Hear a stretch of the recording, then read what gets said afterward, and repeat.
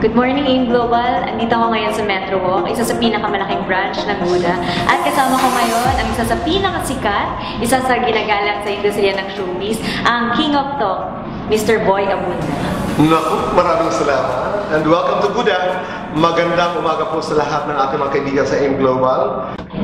So, Tito Boy, dito po tayo sa Buddha. So, ano pong masasabi niyo about sa Buddha?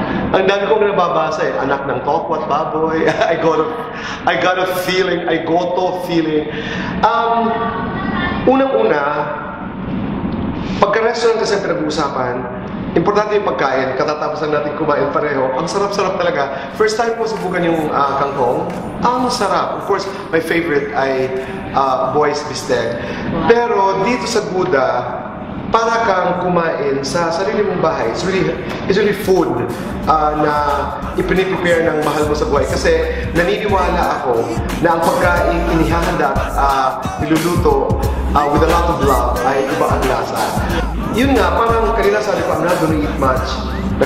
Hindi ako nagra-rice, matagal na, pero syempre nakapag-rice ako, nag-bistek, kangkong, nilaga, napagkasarap-sarap, and then bangus, lahat na naubos namin.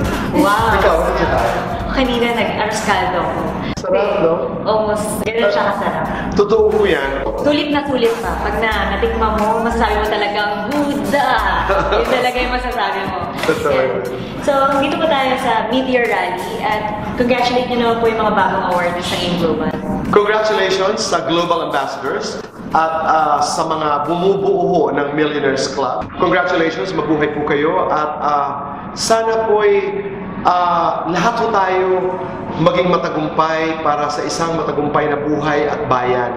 Parati po yan sinasabi. I'm proud to be in a way connected to AIM Global. Totoo yun, the first time I met John, sabi ko nakakatuwa kasi narinig ko lamang, minsan nadadaanan ko yung building ninyo kung saan naroon ang napakaraming mga AIM Global Ambassadors. I am glad dahil may relasyon po ang Buddha at saka ang AIM Global. It's a very special connection dahil naniniwala ako dito sa mundo na you can't stand alone anymore. We have to be friends. That's why I'm so proud that Buddha and AIM Global are friends and we have a special connection at hayaan niyo po kami dito sa Buddha ay alagaan natin ang relasyong ito.